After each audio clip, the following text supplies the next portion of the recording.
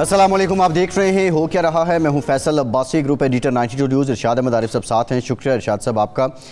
पाकिस्तान और इंडिया के बीच जो कशीदगी है उसमें सबसे अहम डेवलपमेंट पिछले 24 घंटे में ये हुई है कि अमरीकी महकमा खारजा के तर्जुमान टिमी ब्रूज़ ने यह बताया है कि पाकिस्तान के वज़ीर-ए-आज़म शहबाज शरीफ के साथ अमरीकी वज़ीर ख़ारजा मार्को रूबियो ने रब्ता किया है और इस मौके पे वज़ीर-ए-आज़म शहबाज शरीफ ने दहशतगर्दी के जो हमला है जो पहलगाम का, उसकी मज़म्मत भी की है। साथ ही साथ अमरीकी महकमा ख़ारजा की तरफ से ये ज़ोर दिया गया है कि पाकिस्तान जो भारत के इल्ज़ामात हैं और इस सारे ज़िम्न में तहक़ीक़ात के लिए ताउन करे। पाकिस्तान इससे पहले ही भारत को तहक़ीक़ात के ऑफ़र कर चुका था और पाकिस्तान की तरफ से ये कहा गया था कि किसी किस्म का कमीशन, कमेटी या दुनिया के किसी भी फोरम पे वो बनाना चाहते हैं, पाकिस्तान उसके लिए हाजिर है। साथ ही साथ जो दूसरा टेलीफोनिक रब्ता हुआ मार्को रूबियो का, वो भारत के वज़ीर ख़ारजा जयशंकर हैं और उस दौरान जो गुफ्तगू हुई है, जो आलमी मीडिया पे रिपोर्ट हो रही है, मार्को रूबियो ने जयशंकर को ये कन्वे किया है कि आप बहुत उजलत में और बिना सबूत पाकिस्तान पे इल्ज़ाम आयद कर रहे हैं। भारत को भी जारहाना जो रवैया है उसको तर्क करना होगा। बहरहाल बुनियादी नुक्ता ये है कि अमरीका की इस बाज़ाब्ता अमल में मुदाखलत के बाद क्या ये मामलात कम होंगे, ये कशीदगी कम होगी, पाक इंडिया एस्केलेशन में कोई कमी आएगी या मज़ीद ज़ोर पकड़ेगी। दूसरी जानिब आज पाकिस्तान जो है वो हर लिहाज से अपना पैगाम सफारती सतह पर भी दे रहा है। गुज़श्ता रोज़ की जो प्रेस कॉन्फ्रेंस थी नायब वज़ीर-ए-आज़म इसहाक़ डार की तर्जुमान दफ्तर ख़ारजा और DG ISPR के साथ, उसमें भी बड़ा क्लियर मैसेज दिया गया हर लिहाज से कि पाकिस्तान पहलगाम हमले में किसी सूरत मुलव्वस नहीं है।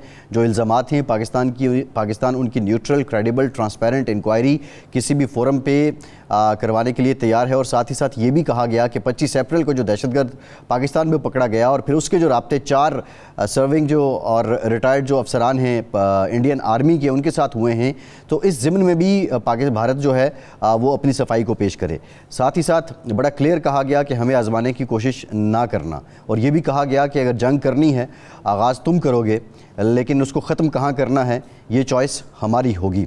आज आर्मी चीफ़ ने भी ख़िताब किया है फ़ौजी मशकों के दौरान और बड़ा क्लियर जवाब दिया है कि भारत की तरफ से किसी भी कार्रवाई का मुंह तोड़ जवाब दिया जाएगा।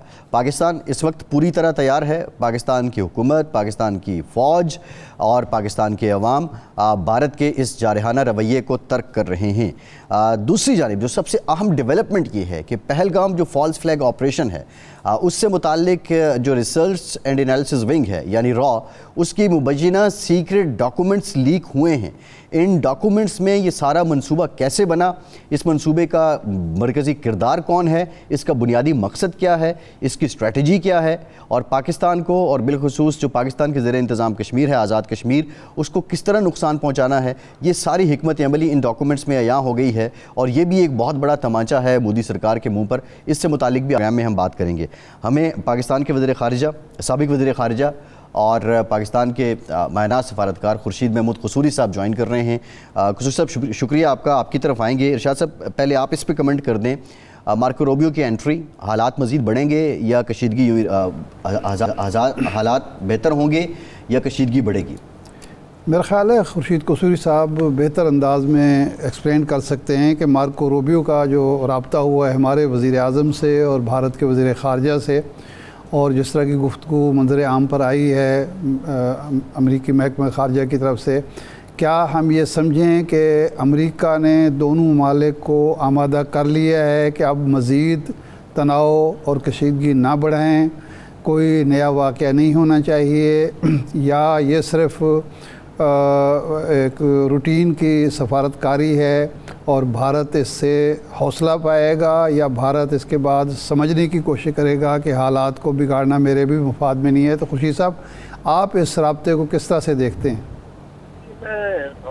पहली बात तो ये जो है ना कि मुझे याद है प्रेसिडेंट मुशर्रफ के वो दिन जब वो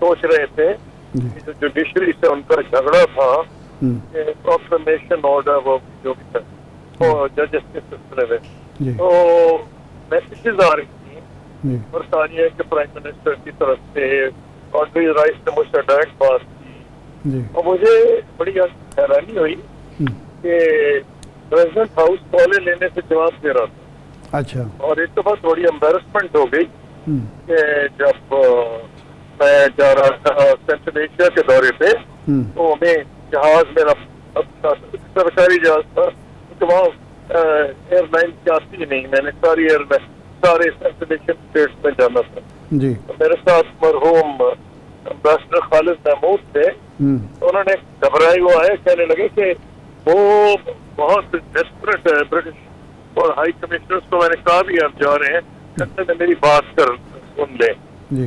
नहीं मैं सुनूंगा। मैं गया वापस, उसने कहा कि मैं तो बहुत तंग आ गया हूँ, प्रेसिडेंट हाउस कॉल ही नहीं ले रहा, ब्रिटिश प्राइम मिनिस्टर कॉल करना चाहते हैं गॉर्डन ब्राउन साहब।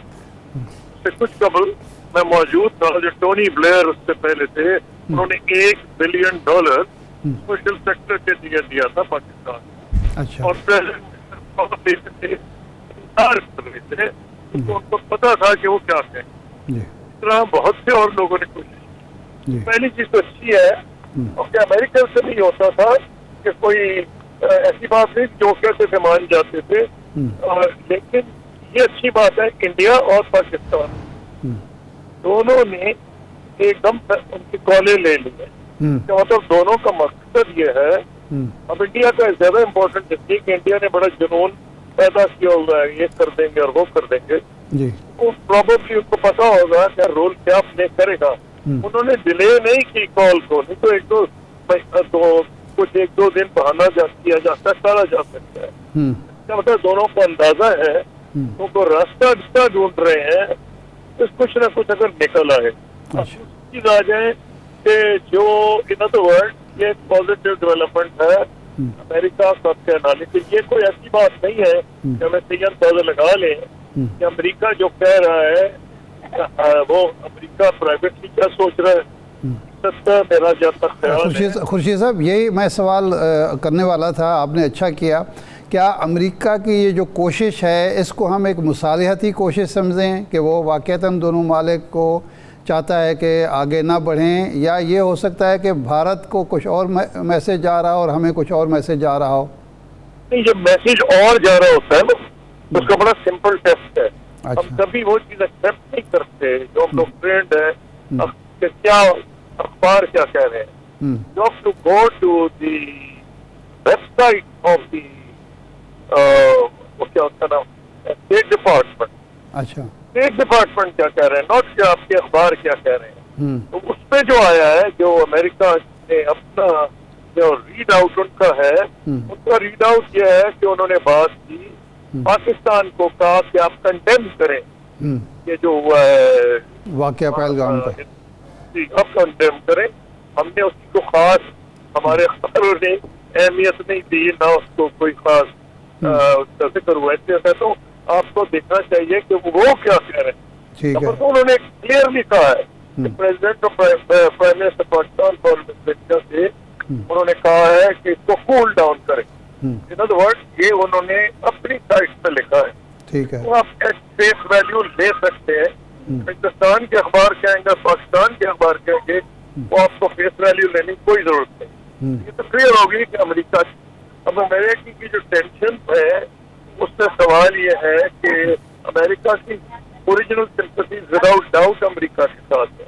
That is be very clear. तो उनकी जो अपनी सिंपैथीज है, क्योंकि उनको अपना जो है ये अंदाजा है, और वो मैं देखता हूँ वो क्या कह रहे हैं, देख रहे हैं उनको लिखने वाले, तो पाकिस्तान ऐसे काम माजी में भी करता रहा है, फिर वो अपना एग्जाम्पल भी देते हैं।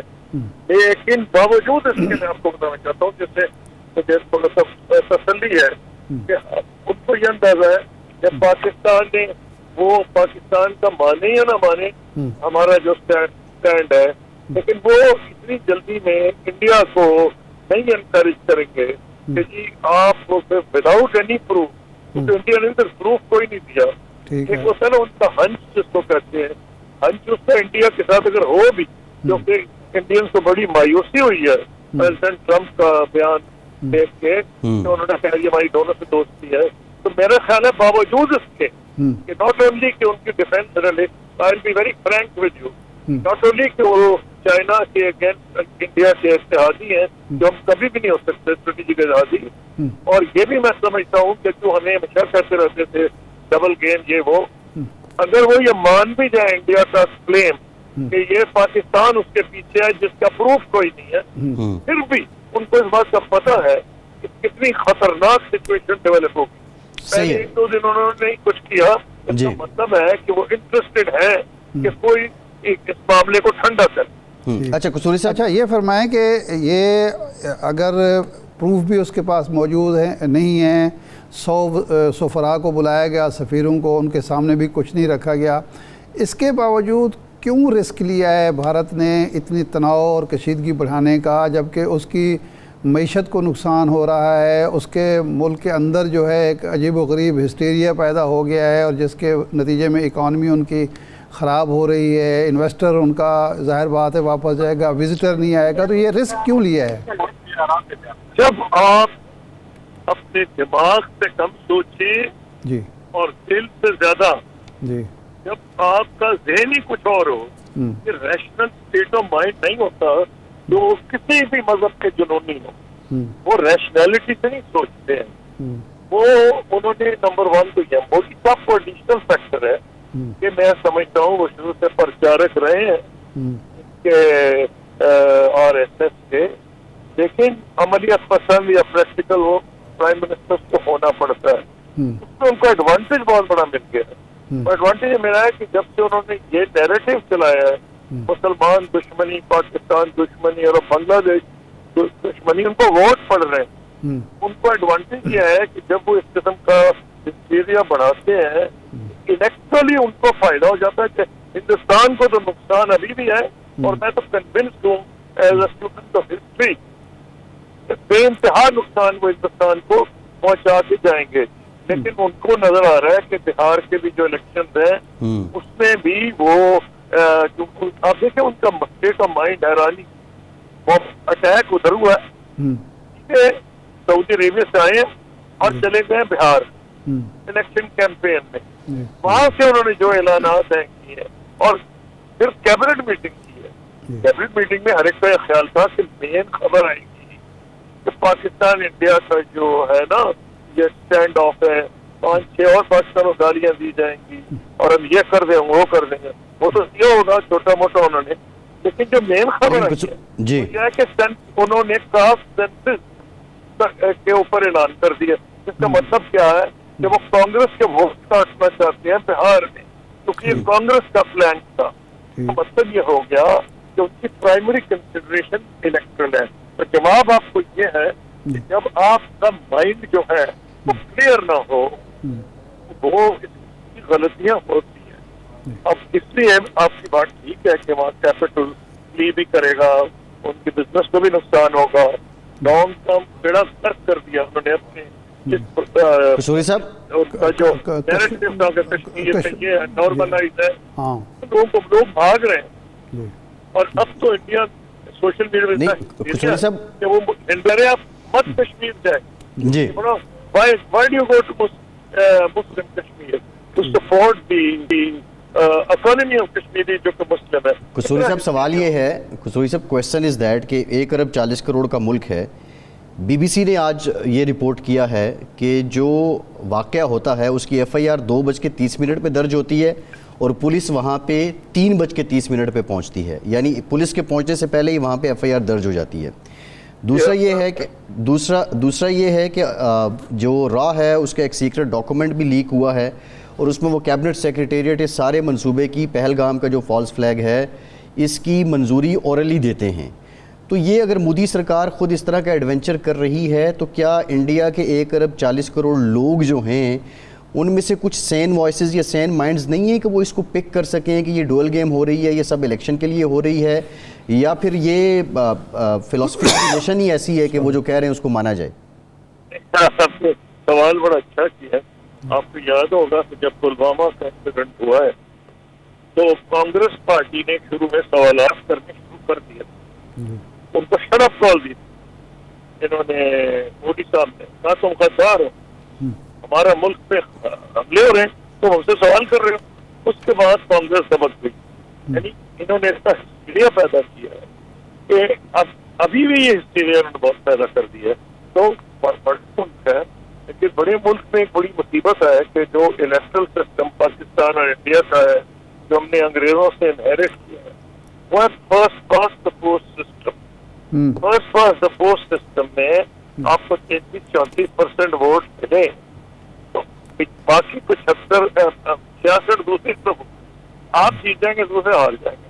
तो परफेक्ट फॉर्मूला ही ढूंढ लिया है कि 33-34% कट्टर हिंदुत्व उनको सपोर्ट करे, बाकी जाए भाड़ में, मुसलमान क्रिश्चियन सिख उनको किसी की परवाह नहीं, तो वो जीत जाते हैं। इसलिए वो जो अपने किस जहन से सोचते हैं उन्हें नुकसान नहीं। मैं एग्री करता हूँ इरशाद आरिफ का साहब ने सही कहा था कि कितना इंडियन बिजनेस को नुकसान होगा, कैसे इन्वेस्टर डरेगा घबराएगा, लेकिन मेरी जाती सोच ये है कि इंडियन आर्मी उनको अल्टीमेटली एडवाइस सही देगी। मेरा अपना तजुर्बा है, इससे मैं आपसे बात कर सकता हूँ। जब मुंबई का वाकया हुआ था तो 2008 में, तो मैं फॉरेन मिनिस्टर नहीं था, और उस वक्त ये हुआ कि मेरे भी ऑफिस छोड़े हुए 7-8 महीने हो गए, मुझे अमेरिकन कॉन्सुलेट जनरल से मैसेज आई कि हाई लेवल डेलीगेशन अमेरिकन का मुझे मिलना चाहता है। मैंने कहा जरूर मिले। तो उन्हें बड़ा हाई लेवल था। एक तो अभी प्रेसिडेंशियल कैंडिडेट थे सेनेटर जॉन मैकेन, वो अभी इलेक्शन हारे थे, पता नहीं किसके खिलाफ, ओबामा के खिलाफ, आई डोंट नो किसके खिलाफ। तो वो आए, एक आए लिंडसे ग्रैहम सेनेटर, वो अभी भी सेनेटर हैं और प्रेसिडेंट ट्रम्प के वो सपोर्टर हैं, और एक और हॉलब्रुक जो कि डेमोक्रेटिक इंतजामिया के मेंबर थे। तो मैंने कहा आप क्या बताएं क्या है कि वहाँ तो जंग का हिस्टेरिया है हिंदुस्तान में, तो किसी वक्त से हमला हो सकता है। मैंने कहा आपकी नेक ख्वाहिशात है, आप हिंदुस्तान से अगर जंग रुकवाने आए हैं तो ये तो बड़ी अच्छी बात है। उन्होंने कहा जी हम आपकी राय लेना चाहते हैं एज अ सिविलियन, क्योंकि आप फॉरेन मिनिस्ट्री पहुंच डाल रहे हैं, और आप हमें बताएं कि, और आपने पीस के लिए काम भी किया है, कि अगर हिंदुस्तान हमला कर दे मुरीद से और आप रिएक्ट ना करें तो फिर ये जंग रुक जाएगी। मैंने कहा आप जंग कराने आए या रुकवाने आए हैं? सही है। मैंने कहा आपसे पूछ रहे क्योंकि आप सिविलियन है। मैंने कहा सिविलियन आपको बता रहा हूँ कि पाकिस्तान सिविलियन का इतना प्रेशर होगा आर्मी और एयरफोर्स को रिस्पॉन्ड करने का कि ना होती जंग हो जाएगी। फिर बहरहाल वो जंग नहीं हुई। तो मैंने तुमको कहा जाए इस्लामाबाद पिंडी में प्रेसिडेंट से पूछे, वो आपको बताएंगे। बाद में मुझे पता चला कि जंग रुकवाने में कलीदी किरदार अमेरिका का नहीं था, वो इंडियन आर्मी का था। अच्छा। आर्मी के जनरल्स ने और एयरफोर्स वालों ने कहा कि इनसे लड़ना आसान नहीं है, ये बड़ी ट्रेंड आर्मी है और एयरफोर्स भी ट्रेंड है। तो अगर तुम्हारा ये ख्याल है कि आसानी से जंग होगी और तुम्हें कोई पॉजिटिव रिजल्ट मिलेगा, वो नहीं होगा। मेरी अपनी जो असेसमेंट है कि दोनों के पास बड़ी पावरफुल प्रोफेशनल ट्रेंड आर्मीज हैं, उनकी भी प्रोफेशनल आर्मी, हमारी भी। उनका साइज तो बड़ा होगा, लेकिन साइज तो मैटर करता, खुदा ना खारे कोई सेकंड वर्ल्ड वॉर तो नहीं हो रही या फर्स्ट वर्ल्ड का 5 साल की जंग होनी है। जब तक न्यूक्लियर डायमेंशन आई है जंग इतनी लंबी हो ही नहीं सकती। इसलिए पाकिस्तान को ये है कि कॉन्फ्रंटेशन में अगर वो दुनिया को कुछ दिखाना चाहते हैं उसमें कोई भी फायदा नहीं, क्योंकि पाकिस्तान की इतनी मजबूत फौज है जो अगर खुदा ना करे कि आप 5-6 महीने लड़ना भी पड़ गया तो कोई ऐसा मसला नहीं होगा जो 65 वॉर में था कि 70 दिन में आपके जो सारी सप्लाई खत्म हो गई थी। 71 का होगा, जबकि आपके लॉजिस्टिक्स ही नहीं थे पाकिस्तान को सप्लाई करने के। तमाम चीजों का इंडियन आर्मी की लीडरशिप को पता है, उनके एयरफोर्स जनरल। मेरा अंदाजा है उनको वो एडवाइस करेंगे कि आप अटैक ना करें।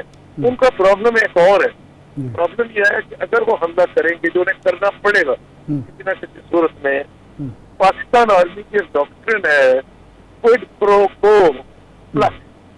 क्विड प्रो को प्लस का मतलब है कि आप एक थप्पड़ मारेंगे हम 2 मार देंगे। उसमें यह है कि जब आप 2 मारेंगे तो 4 मारने आएंगे। उसमें जो खतरा होता है एस्केलेशन लैडर का, वो बहुत ज्यादा खतरनाक है।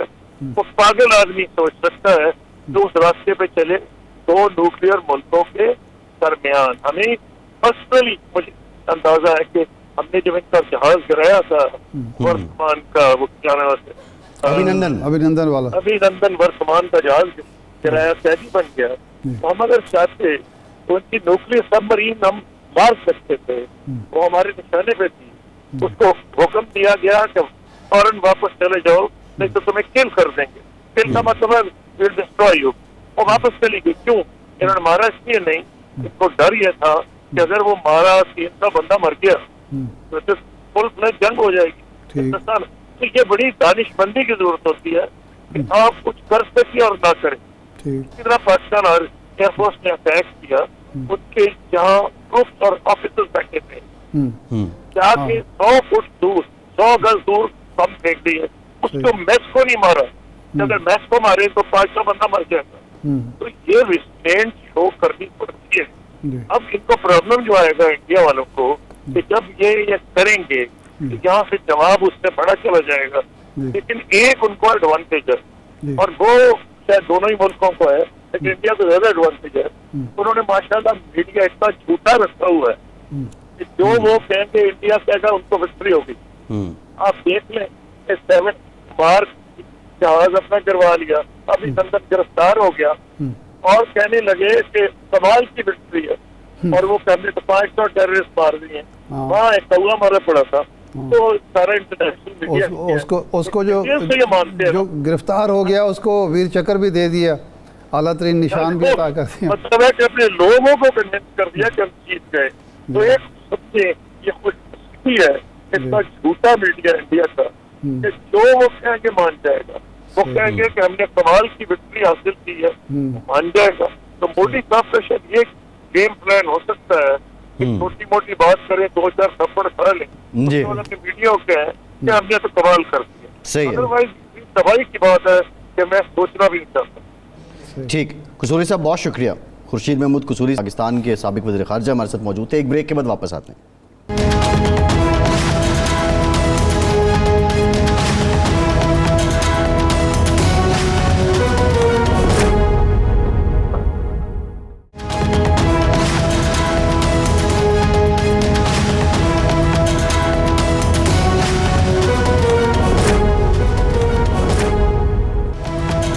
ब्रेक के बाद एक बार फिर से आपको खुशामदीद कहेंगे। इरशाद साहब, अभी कसूरी साहब ने भी बात की कि 2008 में जब जंग होने वाली थी तो कसूरी साहब ये कहते हैं, बल्कि ये खबर भी है कि वो जंग जो नहीं करवाई थी या उसके ना करवाने में कलीदी किरदार था अमरीकी जर्नैलों का, भारतीय जर्नैलों का। अमरीका उस वक्त भी आया और अमरीका ने ये ऑफ़र दी कि एक हमला वो कर लें और आप चुप हो जाएं, कसूरी साहब के बकौल। अभी अमेरिका फिर एंट्री दी है, मार्को रूबियो ने रब्ता किया है, ख़बर है, बात की गई है, भारत को कहा गया है कि आपके पास कोई प्रूफ नहीं है, लिहाजा ये जारहाना रवैया आपको कूल डाउन करना पड़ेगा, काम डाउन होना पड़ेगा। क्या इसके बाद, क्योंकि ये जो गुज़श्ता रात है ये बड़ी इस मामले में अलार्म किया था, वार्न किया था वज़ीर इत्तलात ने भी कि अगले 24 से 36 घंटे में भारत कोई कार्रवाई कर सकता है, उनके पास मुसद्दक़ा इंटेलिजेंस इंफॉर्मेशन है। ये जो गुज़श्ता रात है अल्हम्दुलिल्लाह ये बड़े सुकून से रही। अब मामलात काम डाउन हो रहे हैं, मार्को रूबियो की बात को पाकिस्तान भी कंसिडर कर रहा है, अमेरिका भी कर रहा है, और कोई मसालहती कोशिश अमेरिका की होगी या ये वो हुज्जत एहतमाम की है कॉल करके? देखें, 2008 में भारत को 2019 वाला तजर्बा नहीं हुआ था कि उसने एक इक़दाम किया, बालाकोट में जहाज़ भेजे और जवाबन उसको जो सहना पड़ा या देखना पड़ा वो उसके वहम गुमान में नहीं था कि जहाज़ भी 2 गिर गए, उनका बंदा भी कैदी बन गया, ज़िल्लत भी उठानी पड़ी, सारा कुछ करना पड़ा। तो इसलिए ये बात तो बिल्कुल ठीक है। और वैसे भी एक जर्नैल या एक फ़ौजी को जितना जंग की तबाहकारी का इल्म हो सकता है, किसी सिविलियन को उस तरह नहीं हो सकता, क्योंकि उसको पता होता है अपनी ताकत का भी और मुखालिफ की ताकत का भी, अपनी कमज़ोरियों का भी, अपनी कमज़ोरियों का उसको इल्म होता है, मुखालिफ की ताकत का उसको इल्म होता है।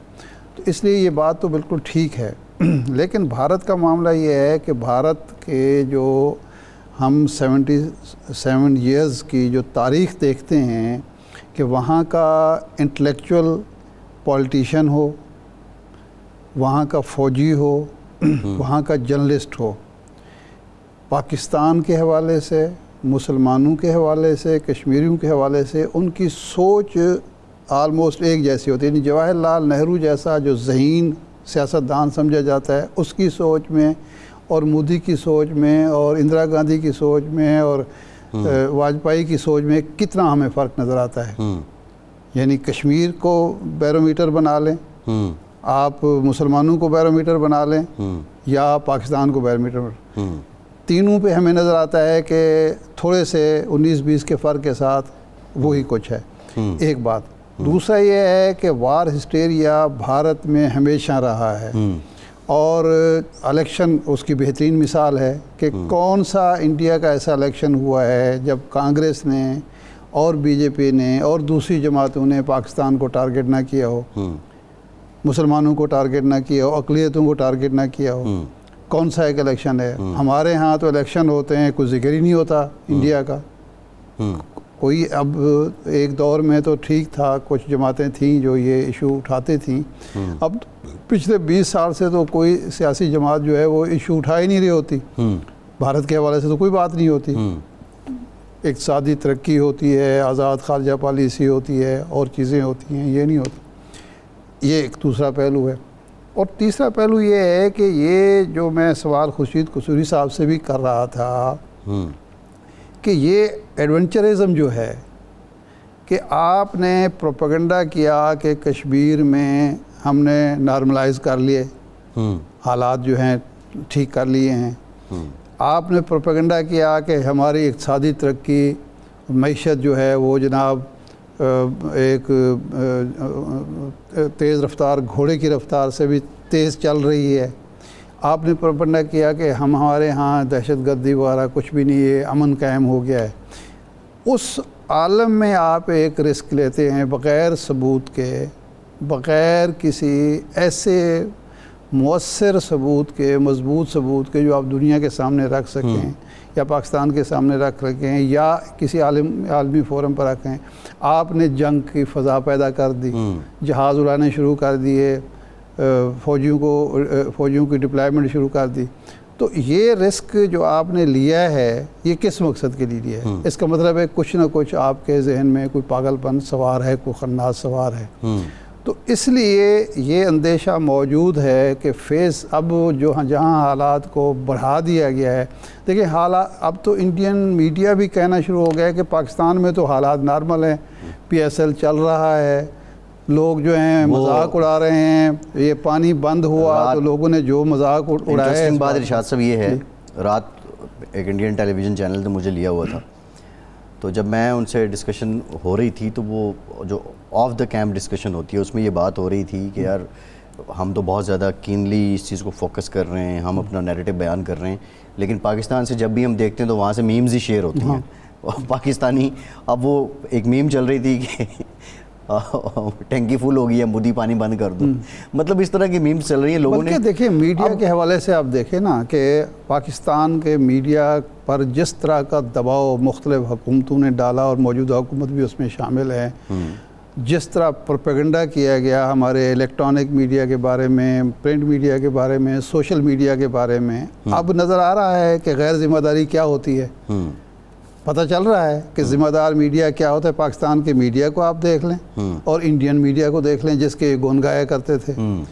तो इसका मतलब ये है कि हमने अपने खाम खा कमज़ोरियों को इतना खुद उछाला है, अपने लोगों को इतना मुरद इल्ज़ाम ठहराया है कि भारत ने और दुनिया ने यह तासुर लिया कि भारत में सब अच्छा हो रहा है और पाकिस्तान में सब बुरा हो रहा है। और अच्छा आज ये हालत ये है कि साफ नज़र आ रहा है कि इंडियन मीडिया जो है उसको कतन एहसास नहीं कि दो न्यूक्लियर पावर जो हैं आमने सामने हैं, वो जंग का बढ़ावा दे रहे हैं, वो जंग कराना चाहते हैं, वो लोगों को मुश्तैल कर रहे हैं।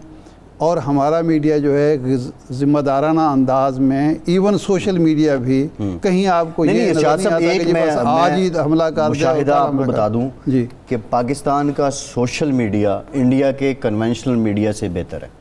सोशल मीडिया भी, टीवी का तो कंपैरिजन। लेकिन अब आप सोचें ना कि हमारे जो लोग फैसला साज लगे हुए थे तो इसका मतलब है गलत अप्रोच थी ना। बिल्कुल ठीक है, बिल्कुल ठीक है। जो स्टेक होल्डर्स हैं, तो उनके मैं जो साथ असल मामला- बात कर रहा था कि वो जो सारी फ़ज़ा एक पैदा कर दी गई है, उसकी वजह से अंदेशा होता है कि कोई मिस एडवेंचर हो जाए, लेकिन अगर हुआ तो नज़र ये आता है, और इंशाअल्लाह ऐसा ही होगा, कि भारत को बहुत नुकसान उठाना पड़ेगा। इसलिए ख्वाहिश भी करनी चाहिए, दुआ भी करनी चाहिए, कोशिश भी होनी चाहिए, हमारी अपनी भी और आलमी बिरादरी की, और ख़ासतौर पर अमेरिका की, क्योंकि ये जो कुछ भारत कर रहा है उसके जहन में ये है कि अमेरिका हमारे पीछे है, उसके जहन में ये है कि यूरोप हमारे पीछे है, क्योंकि आज तक हमने जो गलत किया है उसको उन्होंने सही करने की कोशिश। लेकिन इरशाद साहब, अब इसमें इस इंटरेस्टिंग सूरत हाल ये है कि बहुत इंटरनल प्रेशर है। गुरपतवंत सिंह का कल की स्टेटमेंट जो है वो आपने देखी है।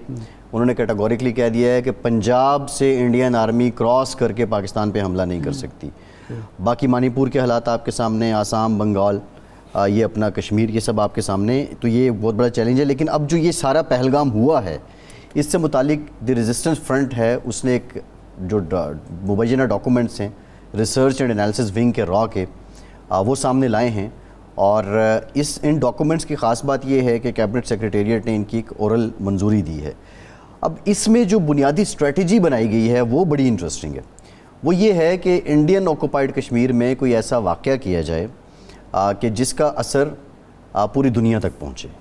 और फिर साथ ही साथ दूसरा उसका एलिमेंट ये था कि जो पाकिस्तान के ज़ेर इंतज़ाम कश्मीर है, आज़ाद कश्मीर, उसमें भी छोटा मोटा ऐसा वाक़या किया जाए कि वहाँ पे भी टेंशन हो।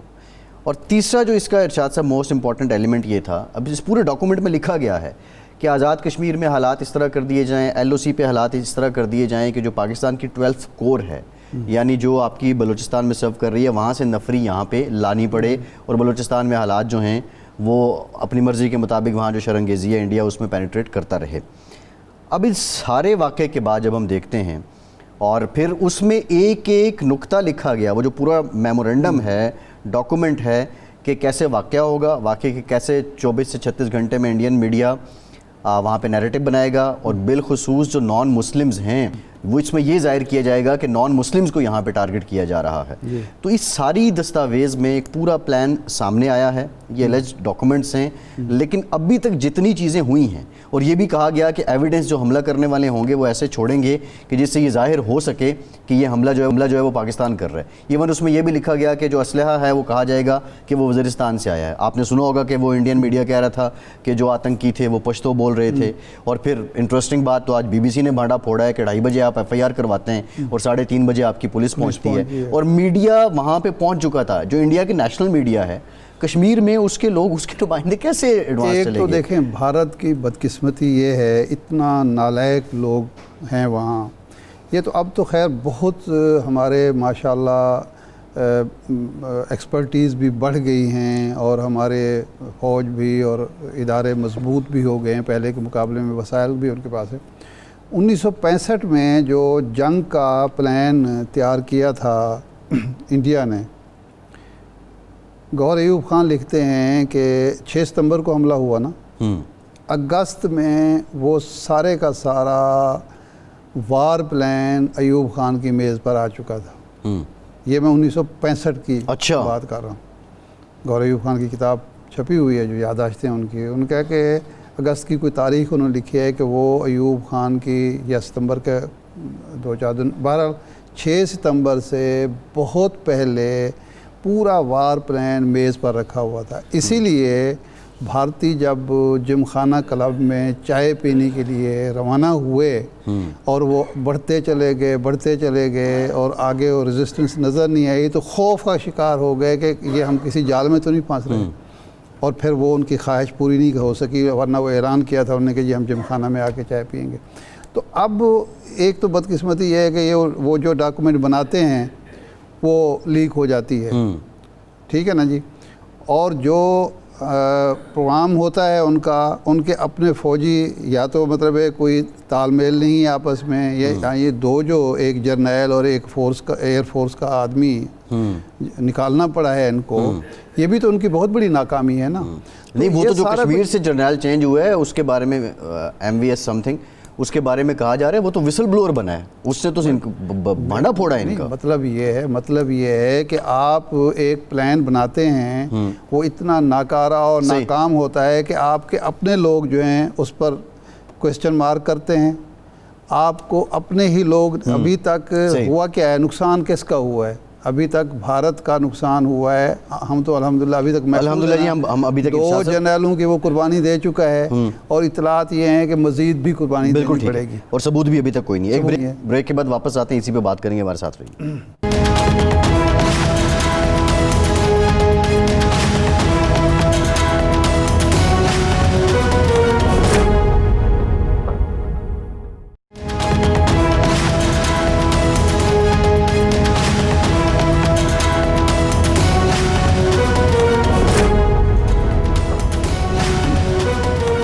ब्रेक के बाद एक बार फिर से आपका खैर मकदम करते हैं। हमें ज्वाइन किया है पाकिस्तान के मारूफ तज्जियाकार ब्रिगेडियर रिटायर्ड हारिस नवाज साहब ने। बहुत शुक्रिया ब्रिगेडियर साहब आपके वक्त का। ब्रिगेडियर साहब, पाकिस्तान इज़ क्लियर कि पहला वार हम नहीं करेंगे, करोगे तो फिर हम उसका जवाब देंगे, और लिहाजा कल मैसेज दिया गया कि आजमाना नहीं है। आज आर्मी चीफ ने भी कहा कि पाकिस्तान किसी भी कार्रवाई का मुंह तोड़ जवाब देगा। लेकिन जो डेवलपमेंट है डिप्लोमेटिक लेवल पे, मार्को रूबियो का PM शहबाज से रब्ता करना, फिर उसके साथ साथ उनके FM जयशंकर से रब्ता करना, आप समझते हैं कि मामलात कुछ न्यूट्रलाइज हो रहे हैं, नॉर्मलाइज हो रहे हैं, या हमें इस खुशफहमी में नहीं होना चाहिए कि भारत किसी भी हरकत से बाज आएगा? देखिए, इंडिया के पास बेसिकली मॉरल ग्राउंड कोई नहीं है। वो उनका चेहरा, वो मकरू चेहरा नज़र आ गया, स्टेज ड्रामा पकड़ा गया। उसके बाद सबसे इम्पोर्टेंट बात यह है कि अभी जो एक नई जो वो लीक हुई है, जिसमें ये उनको पता चल गया कि एक रॉ के ऊपर भी एक सुपर एजेंसी है, जो मेरे ख्याल में 4 का जो टोला है, ये अखंड भारत का, ये उसको कंट्रोल कर रहा है। मुझे लगता है उसी में चपकलस में ये किसी न किसी रिलीज़ कर दिए इनको लेट डाउन करने के लिए। और वो इतने बड़ा इनके लिए शर्म एम्बैरसिंग है कि यू कांट बिलीव कि ये क्लियर हो गया कि ये कैसे प्लान हुआ था। और उसके बाद 3-4 दिन के बाद ISI को ब्लेम करना था, वो तो मीडिया ने कॉल जल्दी को एक्साइटमेंट में सब बता दिया और सारा ड्रामा फ्लॉप हो गया। नाउ पॉइंट इज के we can not take risk.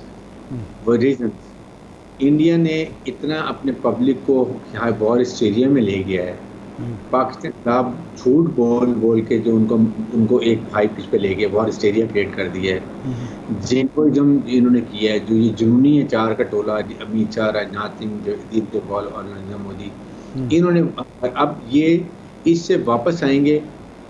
अगर पाकिस्तान की तरफ आते हैं तो पाकिस्तान इनको जूते मार के मुंह तोड़ जवाब।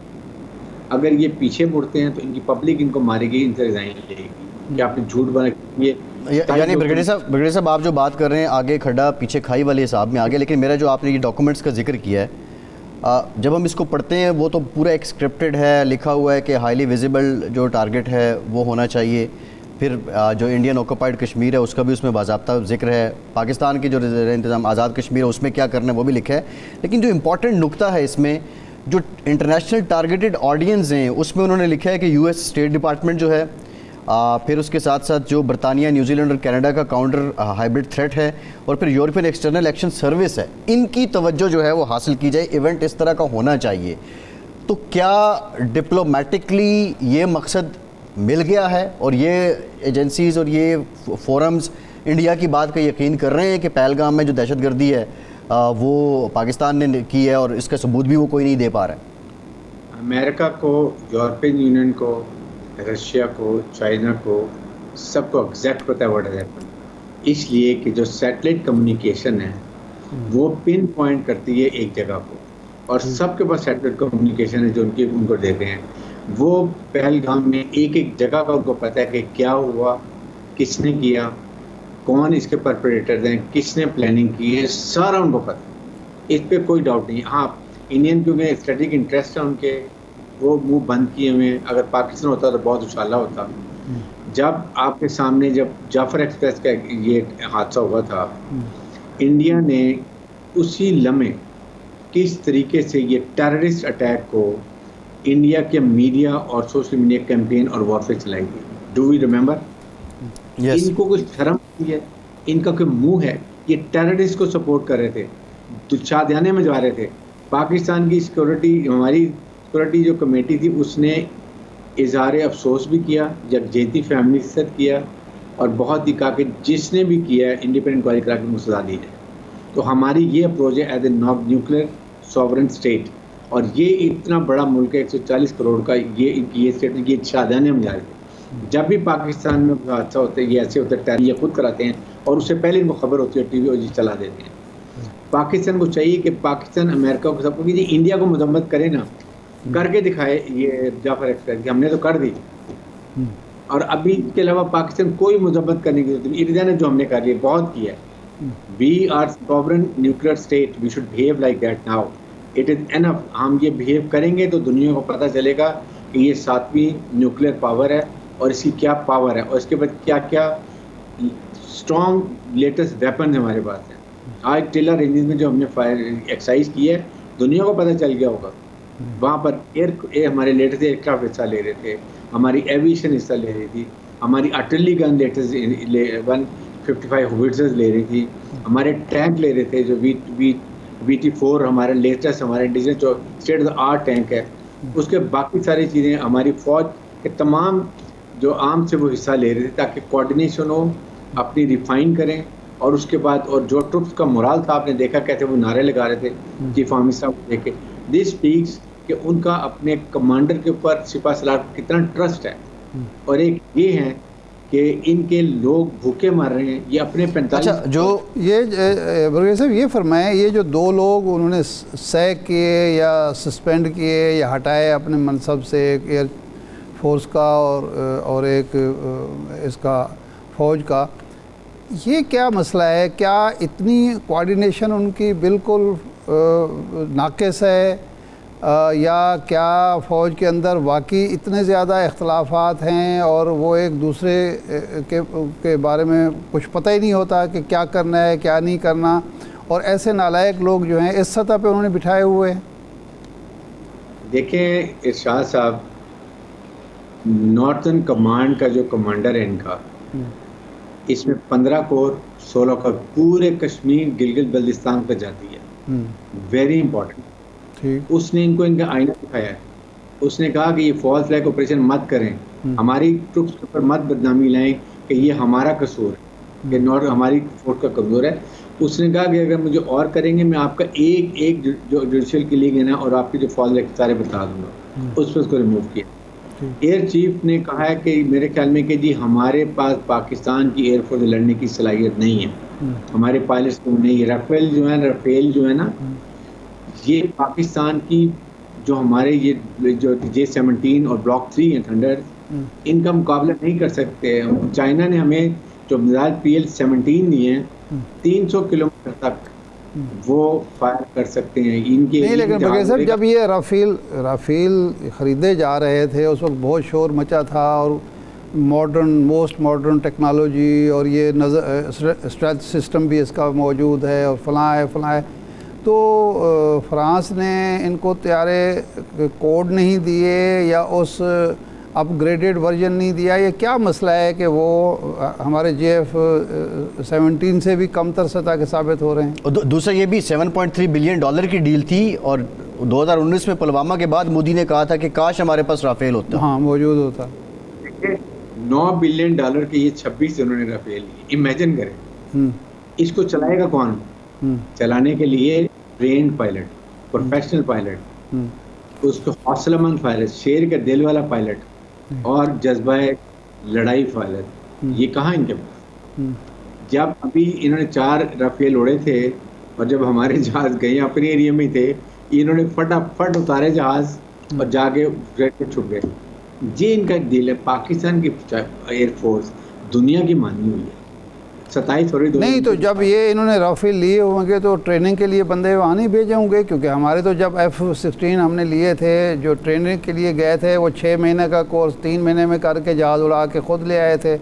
तो क्या ये वैसे पैदाइशी नालायक हैं या ट्रेनिंग सही नहीं हुई, क्या मसला है? पैदाइशी नालायक हैं, ट्रेनिंग नहीं है, हौसला नहीं है। पाकिस्तान के से इनके पायलट्स, इनकी और दिल फट जाता है, डरते हैं चलाने के लिए। It is man behind the gun, it is not gonna behind the man. तो चलाने के लिए आपको हौसलामंद ट्रेन पायलट चाहिए, जो ये नहीं है। ये छोटे मिक्स 27 की तरह समझ लें इनको आप। ये उड़ेंगे 300 किलोमीटर दूर से पाकिस्तान के पास, जो हमारी चाइना ने हमें लेटेस्ट मिसाइल दी है ना, इनको फटका देंगे। ये मैं आपको हकीकत बता रहा हूँ। आपको मैं वीडियो भेजूंगा जो हमारे ये मिसाइल हैं, जो ये ब्लॉक 3 में या 17 में 10 में जो आ रहे हैं, और उन्होंने हमें जितनी तादाद भी है मैं बताना नहीं चाहता, ये इनको लग पता जाएगा। तभी तो ये आ नहीं रहे हैं। ये अब ना उगल सकते हैं ना कुछ हजम कर सकते हैं। इसलिए चीफ आर्मी स्टाफ ने टिल्ला में भी कहा कि don't do any miss adventure. अगर करोगे तो एंड फिर हम खुद अपनी मर्जी से करेंगे। उस वक्त करेंगे जब अपने कौम के सामने माफ़ी मांगोगे, और यही कौम, यही जन, यही उनकी फैमिलीज तुम्हें जूते मार के उतारेंगी, नरेंद्र मोदी को और अमित शाह को, फिर पता चलेगा। जी ठीक, परेशान बहुत शुक्रिया सब। ब्रिगेडियर रिटायर्ड हारिस नवाज साहब हमारे साथ मौजूद थे, बहुत शुक्रिया आपका। इरशाद साहब आपका शुक्रिया। प्रोग्राम का टाइम खत्म हो गया, इजाज़त दीजिए।